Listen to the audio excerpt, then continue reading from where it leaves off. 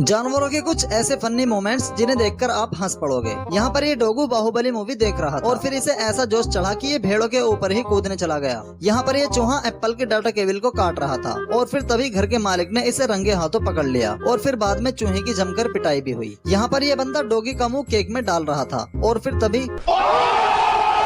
जब लड़कियों को चूहा मिलता है तो वो उससे बुरी तरह से डर जाती हैं और चूहे उन्हें जानबूझकर डराते भी हैं। और जब चूहा किसी लड़के को मिल जाता है फिर तो अब यहाँ पर यह कुत्ता खुद को होशियार समझकर दूसरे कुत्तों पर भौंक रहा था और जब इसको लात पड़ी